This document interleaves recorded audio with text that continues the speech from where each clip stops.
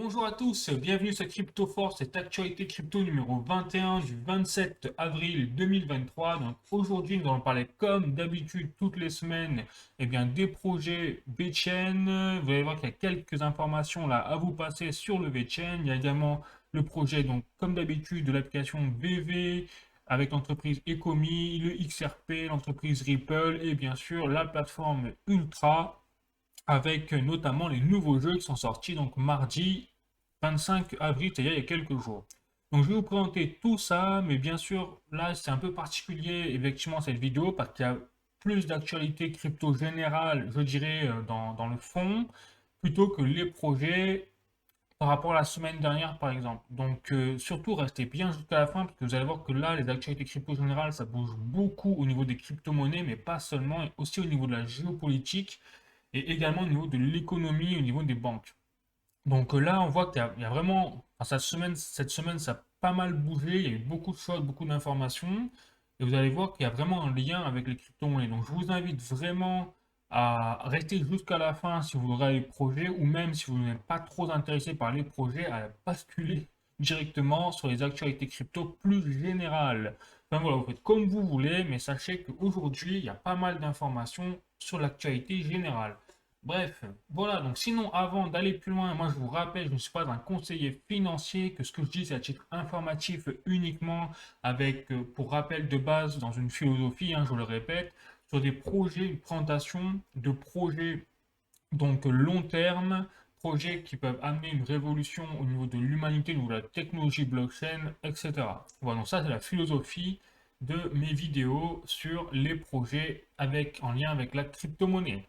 Sinon, une fois que ça c'est dit, moi je vous invite à continuer à voir bien sûr mon trailer comme d'habitude.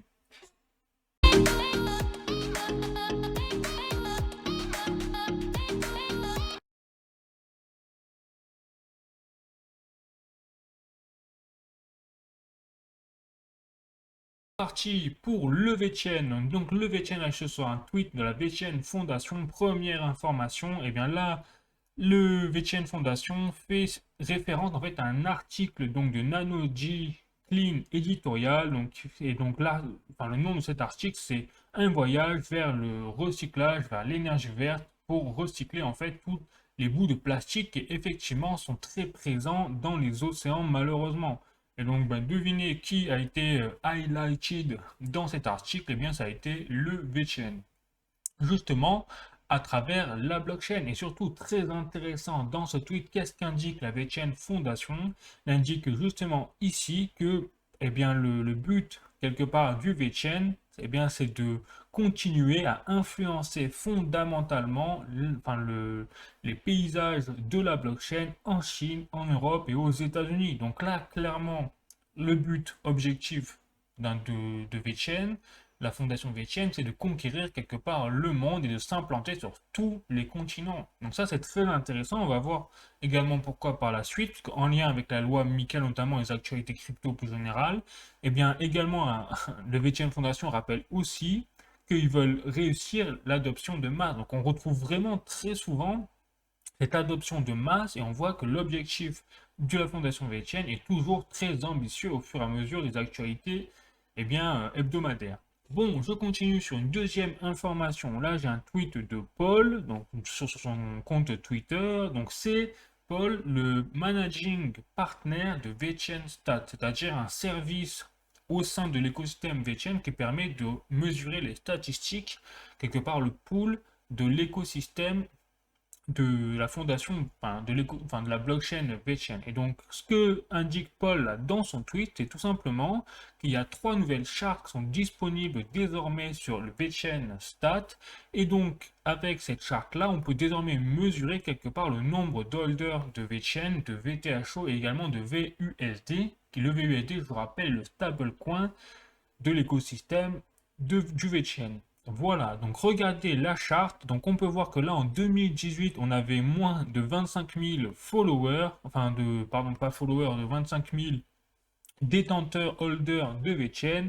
Et par la suite, regardez, ça a littéralement explosé en quelques années pour atteindre un maximum de 550 000 détenteurs de VeChain enfin, ou de wallet VeChain en avril jusqu'en avril 2022. Et là, c'est quand même assez marrant de voir qu'il y a une corrélation avec le bear market, c'est-à-dire que dès que le Bitcoin a chuté en termes de prix en avril, vous voyez, 2022, un peu avant, eh bien, on a eu une baisse drastique du nombre de détenteurs de VeChain jusqu'à remonter, eh bien, pendant le bear market, là, en ce cours de 2023. Et là, on a une petite baisse entre janvier et février, peut-être mars 2023, je ne sais pas pourquoi.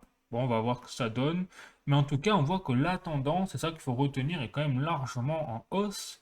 Et que notamment entre janvier et octobre 2021, c'est-à-dire le bull run de 2021, on a eu une littérale explosion de l'adoption du VeChain. Est-ce que le prochain bull run de 2024 va amener également une explosion de détenteurs de VeChain? Eh bien, on verra bien.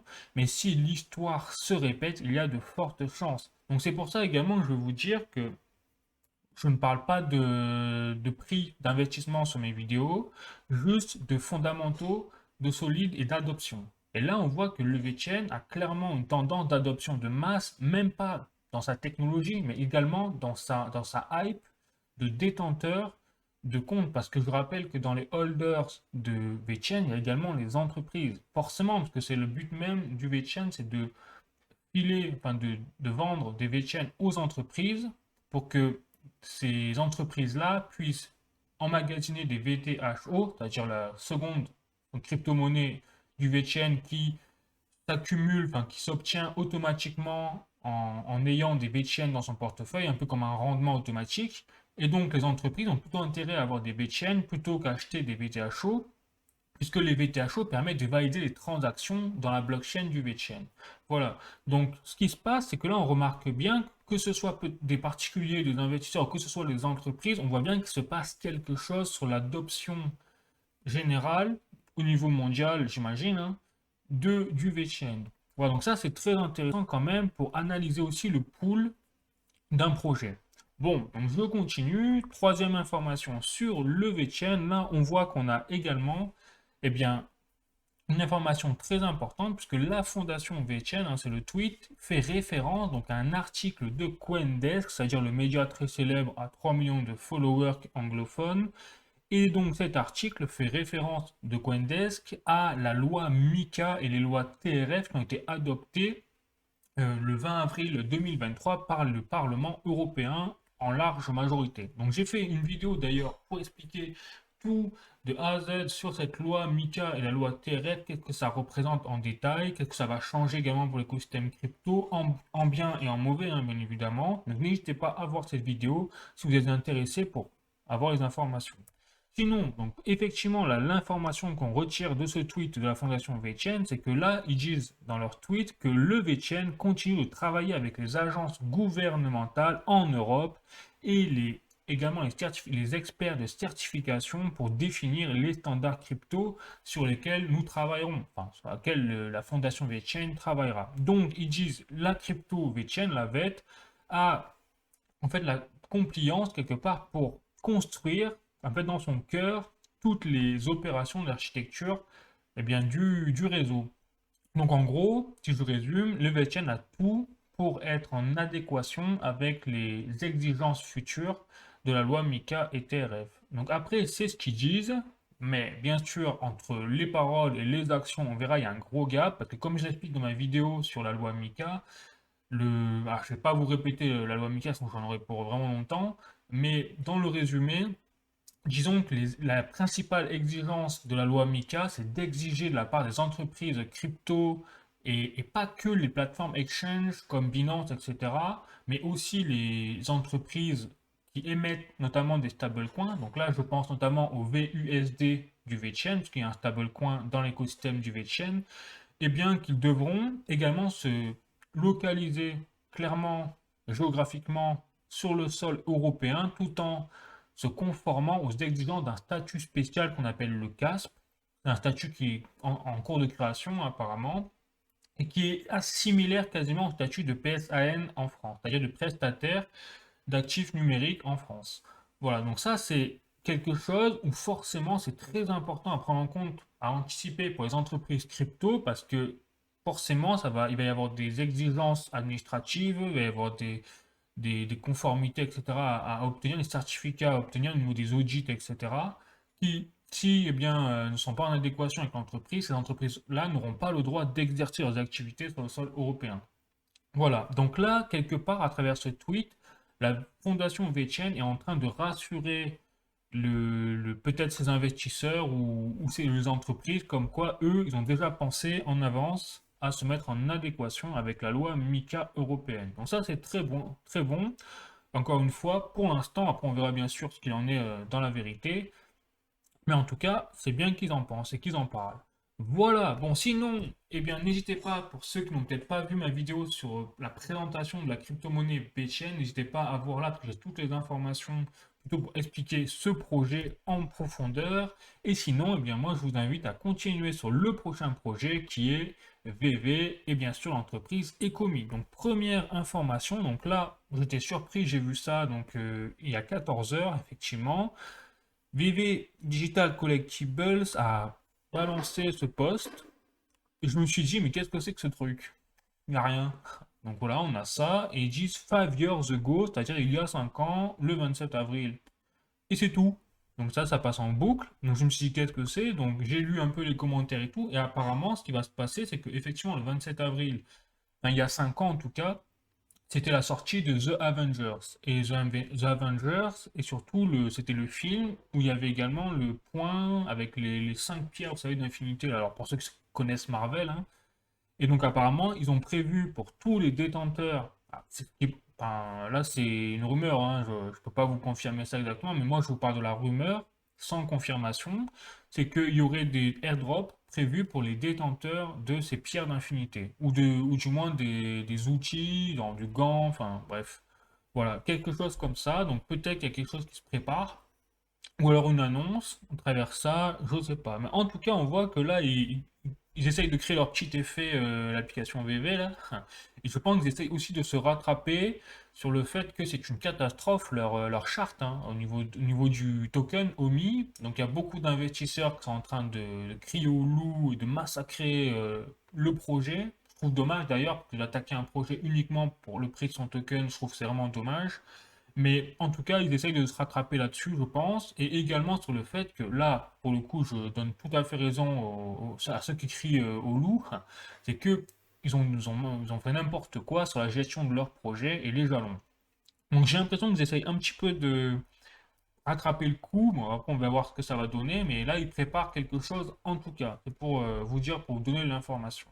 Bon, sinon, ils ont continué leur petit train quotidien avec la routine. Donc, ils ont posté des comics, enfin des posters, pardon, Marvel. Très point assez intéressant. Là, vous voyez, ils ont prévu, enfin, ils ont fait une discussion qu'on appelle, vous savez, un AMA là, en direct avec je crois, des membres du Web3 de Ubisoft. Vous voyez ce qu'ils ont dit là, sur un Discord, en live, pour discuter avec eux, notamment également de leur partenariat, notamment, et également des gagnants, qu'apparemment il y avait une compétition, et donc il y avait des gagnants, bref. Voilà, sur leur lien avec... C'est très intéressant de voir également qu'il y a bien un lien avec le studio Ubisoft, qui est spécialisé dans les jeux vidéo, je rappelle. Et donc, aussi assez marrant, là ils ont sorti un truc à part, c'est un poster de Alien. Donc ça veut dire que ça y est, à travers cela, ils confirment bien qu'ils ont un partenariat aussi avec donc 20th Century Fox, hein, on le voit là. Bon, il l'avait dit, mais là on voit concrètement à quoi ça ressemble. Et donc ils vont même peut-être poster à l'avenir des figurines de Alien et tout. Donc si vous aimez Alien, bon bah n'hésitez pas. Et pour une petite frayeur. Bon, bref, voilà. Sinon, ils ont continué également, ils prévoient donc au 28 avril de faire un drop sur donc Hero, Big Hero. Vous savez, c'est un film d'animation. Donc là, c'est dans le cadre de leur partenariat avec Disney. Donc on voit qu'ils continuent à sortir quand même des figurines, également de nouvelles éditions, de nouveaux films, etc. Voilà, sinon je crois que c'est tout pour cette semaine sur VV. Si ce n'est, après j'ai peut-être d'autres informations. Non, voilà. C'est tout. Et sinon sur Ecomi, peut-être. Oui, sur Ecomi, effectivement, il y a quelque chose que j'avais raté la semaine dernière, c'est qu'ils ont sorti également des posters, pas des posters, des timbres. C'est vrai qu'il y a quelque chose d'assez particulier avec VV Digital Collectibles, c'est qu'ils ont aussi un partenariat avec la poste donc américaine, c'est USPS. Vous voyez, ils ont un partenariat avec USPS, la Postal Service américaine. Vous voyez, 400 000 followers, bref. Et donc, ils ont créé un drop de timbres. Donc, vous pouvez même faire la collection de timbres sur l'application VV. Et là, ils parlent de 2 pièces de neutre carbone au niveau des timbres. C'est-à-dire qu'ils ont même la petite fibre environnementale, si je puis dire. Je continue maintenant. Alors, mince, d'abord, j'ai oublié. Je vais. Hop, n'hésitez pas à voir ma vidéo sur l'application VV, l'entreprise Ecom, etc. où j'explique vraiment tout, je pense, hein, de A à Z. Mais après, peut-être qu'il y a besoin d'une mise à jour. Mais en tout cas, pour le moment, je pense que ça correspond à peu près en profondeur. Bon, maintenant, je continue. Donc, je passe à Ripple. Alors, Ripple, il y a des informations assez intéressantes. Il n'y a pas encore d'informations sur le combat entre la SEC et l'entreprise Ripple, puisque la juge Annalisa Torres n'a pas encore rendu son verdict. Elle est encore en train de réfléchir et elle se fait désirer, hein, clairement. Mais bon, c'est comme ça. Mais apparemment, ça se précise de plus en plus au niveau du temps. Donc, on espère dans les prochaines semaines, voire dans les prochains mois. Bon, on verra. Bon, là-dessus, pas de nouvelles informations. Sinon, effectivement, Ripple, sur son tweet officiel, eh bien, a posté plusieurs articles que je trouvais vraiment intéressants, que je vais vous partager. C'est que là, ils indiquent dans leur tweet que l'adoption des cryptos est en train d'accélérer. Mais le manque de régulation, enfin, de la clarté de la régulation est en train de créer des problèmes aux États-Unis pour tout ce qui est les solutions de paiement crypto. Donc, vous voyez, là, on voit que la SEC, en fait, à travers son combat contre Ripple, c'est pas contre Ripple uniquement, c'est vraiment contre les cryptos dans l'ensemble, puisqu'on voit que c'est tout le marché des crypto-monnaies, l'écosystème des cryptos qui est très perturbé aux États-Unis par une seule personne, c'est à cause de Gary Gensler, le patron de la SEC. Donc, c'est quand même assez fort ce qui se passe. Donc là, Ripple l'a très bien dit. Et donc, après ça, ils ont mis d'autres articles. Ils parlent également du changement climatique. Voilà, ils sont pionniers plutôt là-dedans au niveau, bien, je vous l'avais dit dans ma vidéo sur le Ripple, hein, que la blockchain Ripple est plutôt très écologique. Et sinon, ils parlent très intéressant ils pensent, donc les leaders de l'industrie, ce qui est marqué, pensent et croient que le pouvoir de la blockchain, de la crypto, mais veulent que en fait enfin, de la clarté dans la régulation pour améliorer en fait la sustainability, c'est-à-dire la stabilité quelque part dans la traçabilité des données. Donc, on voit bien que tous les leaders de l'industrie, comme ils le disent, croient profondément dans la technologie blockchain, en fait dans l'intelligence artificielle et tout ce qui est associé, mais qu'il y a un vrai problème dans la régulation. Or, que se passe-t-il en Europe? Nous avons eu une régulation européenne. Donc pour une fois, je vous dis vraiment, c'est une très bonne nouvelle, cette régulation européenne, donc MiCA, malgré les gros points négatifs que j'ai notés, hein, dans ma vidéo d'ailleurs, vraiment au niveau des données numériques, etc. Mais en parallèle, nous avons un coup d'avance énorme là par rapport même aux États-Unis, par rapport à la Chine, par rapport à tout le monde, c'est que nous avons un cadre législatif pour les crypto-monnaies en Europe. Même s'il y a des gros points noirs dans cette loi, eh bien en tout cas, aujourd'hui, ça veut dire quelque part que le Bitcoin va être légalisé, ou s'il n'est pas légalisé, il devient légitime. C'est ça que ça veut dire. Donc ça veut dire que là, si avant, il y a des gens qui pouvaient dire les cryptos, c'est pour les bandits, les scammers, les arnaqueurs, les escrocs, ce que vous voulez, demain, ça ne sera plus possible parce qu'il y aura le continent européen qui va légaliser, légitimiser le milieu de la crypto-monnaie. Donc c'est fini, c'est-à-dire qu'on ne pourra plus détruire la crypto à partir du moment où un continent a adopté un cadre législatif là-dessus. C'est pour ça que je vous dis, c'est quand même une très bonne nouvelle cette loi MiCA malgré les gros points négatifs. Voilà, donc sur Ripple, j'ai pas d'autres informations sensationnelles, hein, clairement, hein, à vous dire. Je ne vais pas traîner là-dessus. Je vais juste vous présenter la vidéo ici si vous voulez en apprendre plus sur Ripple, quel est l'objectif de Ripple, du XRP, etc. N'hésitez pas. Voilà. Maintenant, je passe à Ultra. J'ai regardé le meilleur pour la fin peut-être. Donc, hop, j'ai créé mon compte Ultra, je vous présente ici. Donc, vous voyez, je vous avais déjà montré, je crois, la semaine dernière. Et c'est vrai que la semaine dernière, vous n'avez pas accès encore au Ultra Games, ce qu'ils appellent ça. Et donc, là, ici, eh bien, vous voyez, donc, il y a la possibilité d'avoir le Ultra Wallet. le marketplace pour les NFT, etc. Donc ça, on n'y avait pas accès au Ultra Game. Donc ça y est, là, on y a accès. Et regardez, il y a plusieurs jeux déjà. Vous avez des jeux gratuits. D'ailleurs, j'ai téléchargé celui-là. Je pense que je vais le tester uniquement. Enfin, juste parce qu'il est gratuit et parce que je veux tester, voir si il y a des publicités, si on peut gagner des tokens, etc. Enfin, on va voir. Donc, j'ai pas encore testé, mais je le testerai pour la semaine prochaine pour vous dire. Mais regardez, il y a déjà des jeux qui sortent, hein, qui sont disponibles. Vous voyez, il y a Black Sad. Je connais pas, hein. Tout ça je connais pas moi, mais peut-être vous connaissez. Pas me dire en commentaire. Voilà, il y a également des jeux de cartes, des jeux de voitures, c'est connu en plus, hein. Il y a Lords of the Fallen, plutôt connu, The Walking Dead. Voilà, donc il y a ces genres de jeux-là qui sont mis en avant. Donc là, ça rappelle Steam, hein, dans la mise en avant des jeux sur le début. Alors après, par contre, je trouve pas. Voilà.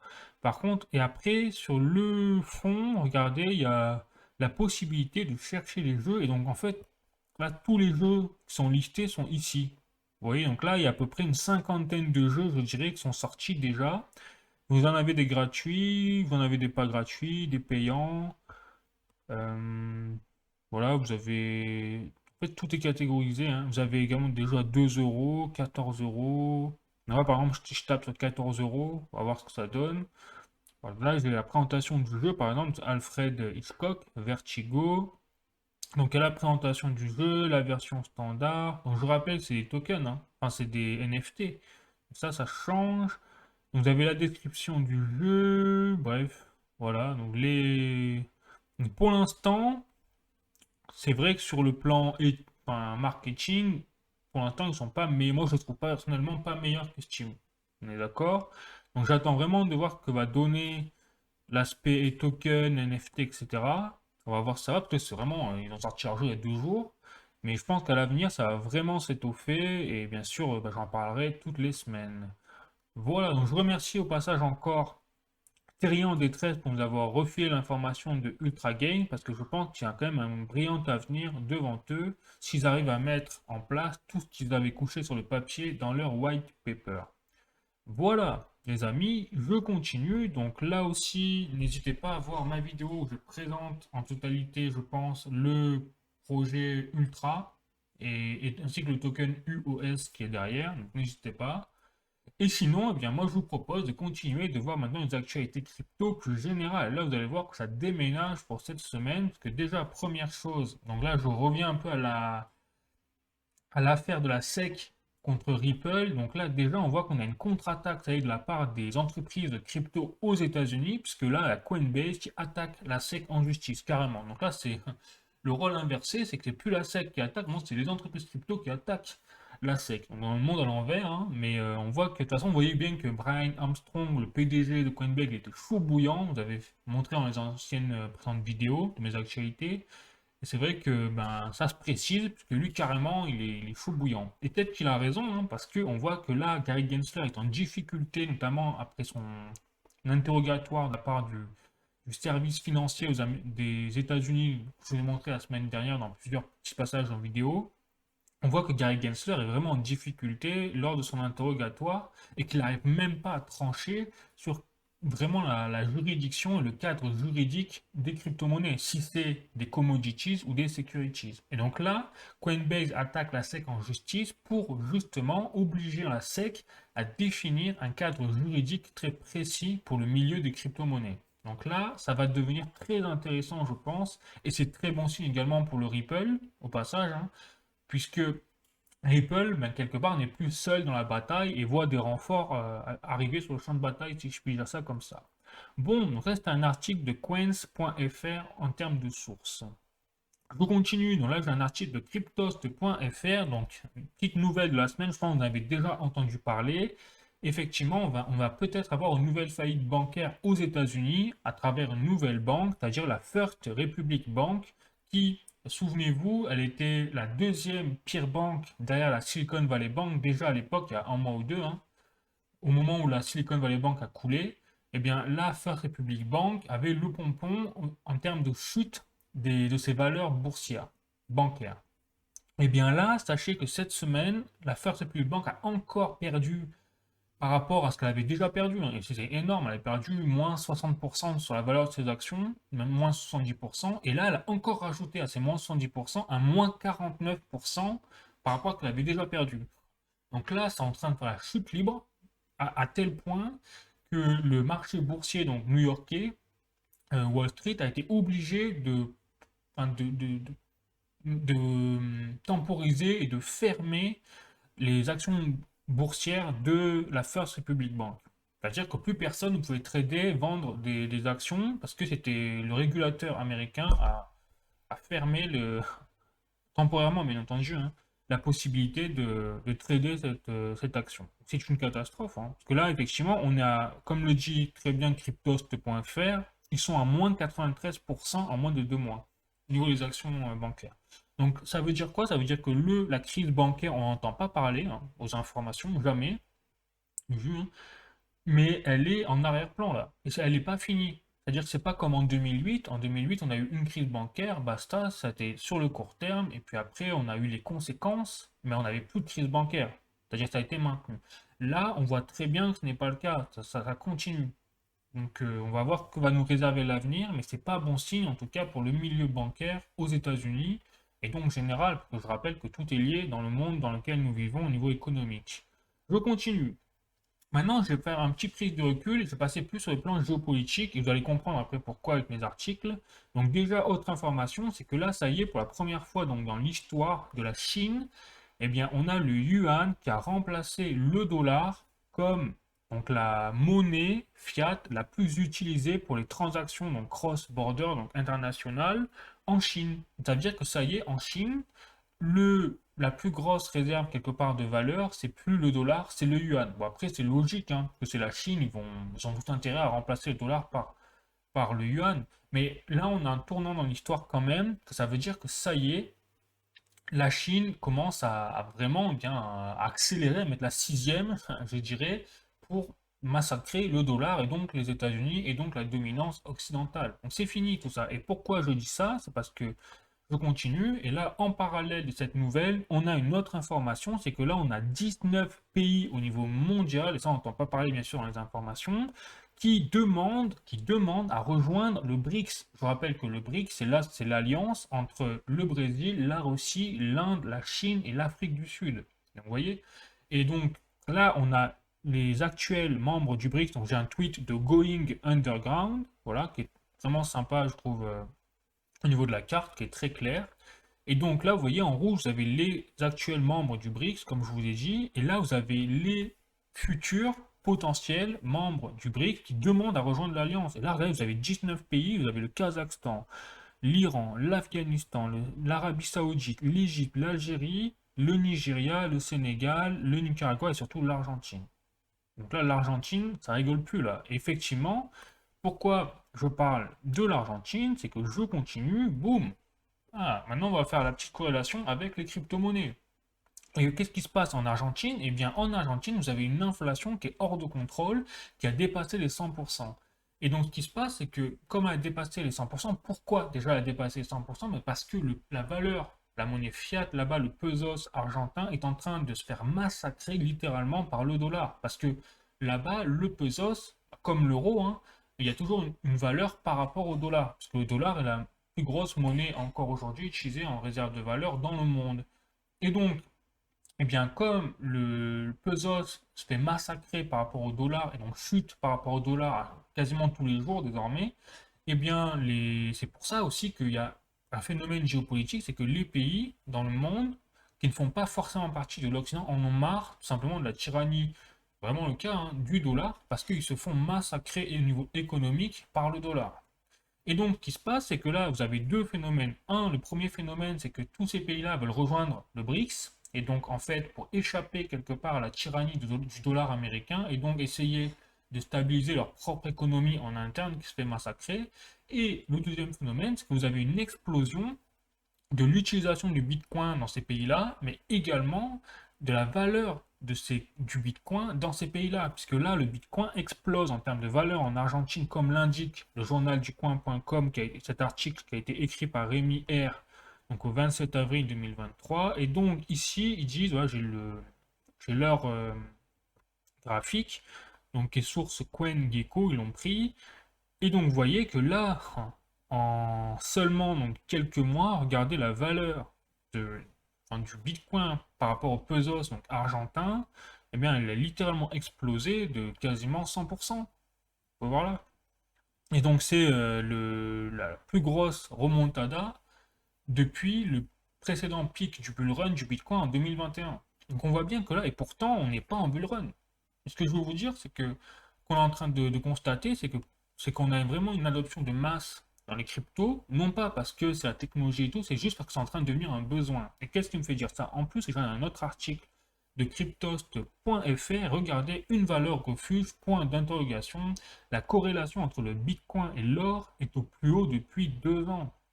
Voilà, donc là on retrouve quoi? On retrouve en fait un système, on a aujourd'hui une crise économique mondiale causée par les monnaies fiat, hein, clairement, et surtout par la puissance du dollar par rapport aux autres monnaies. Et le dollar est en train d'écraser toutes les autres monnaies plus faibles, si je puis dire. Et ce qui se passe, c'est que tous les pays économiques qui sont écrasés sont en crise, donc économique, sont en crise sociale. Et pour s'en sortir, que font les citoyens? Je ne parle même pas des gouvernements, hein. Allez, certains gouvernements comme le Salvador, oui, l'ont fait, mais la majorité des cas, c'est les citoyens qui, d'eux-mêmes, pour se protéger de l'inflation, se réfugient dans le Bitcoin. Et donc, c'est pour ça que le Bitcoin, de plus en plus, est, fait office de valeur refuge au même titre que l'or, quand même. Donc, c'est ça qui est fort. Donc, c'est pour ça que là, on est dans un système où peut-être qu'on va avoir une adoption de masse, mais pas pour les raisons pour lesquelles on croyait. C'est pour les raisons de crise économique. Voilà. Donc, je trouvais que c'est quand même très intéressant. Et donc, moi, je vous dis en même temps, j'en profite à vous qui regardez mes vidéos, qui êtes intéressés par la crypto, sans forcément en acheter, hein, mais déjà intéressés. Rien que le fait que vous soyez intéressés donc, sur le plan occidental, hein, parce qu'on voit bien que les pays qui sont en crise, eux, les citoyens, ils réfléchissent même pas, ils vont acheter les cryptos, du Bitcoin, parce qu'ils n'ont pas d'autre choix, en fait. Mais ce que ça veut dire sur le plan occidental, c'est qu'il y a, il y a vu une étude, c'est peut-être 15% des citoyens sur le plan occidental, en Europe même, aux États-Unis, pour aux États-Unis c'est un peu plus, et bien qui ont de la crypto, ou du moins qui s'intéressent à la crypto. Mais on voit que enfin, il y a quelque chose qui est en train de se passer avec la crypto, et peut-être que ce sont les pays qui sont en crise aujourd'hui, qui demain vont dépasser l'Occident, parce que l'Occident, quand il va être en crise, tous les autres pays seront déjà tournés vers la crypto, on le voit bien, à travers la géopolitique actuelle. Voilà, donc je vous dis big up à vous les amis, parce que vous faites partie des 15% des personnes qui déjà ont une ouverture d'esprit qui peut-être va les permettre d'être les futurs gagnants de demain quelque part. Voilà, donc petit clin d'œil. Voilà, bon sur ce, bah, écoutez, ce sera tout pour cette actualité crypto numéro 21. Moi je vous donne rendez-vous, donc peut-être lundi prochain je ferai une autre vidéo, cette fois sur justement j'expliquerai comment et pourquoi les monnaies fiat, dollars, euros, tout ce que vous voulez, sont destinées à mourir tôt ou tard. Et l'histoire le précise. Donc je fais une vidéo spécifique, donc n'hésitez pas à vous abonner, également mettre des commentaires, des likes sur cette vidéo pour soutenir ma chaîne, ça fait toujours plaisir. Et puis sinon, ben moi écoutez, je vous fais la bise et je vous dis à bientôt. Ciao.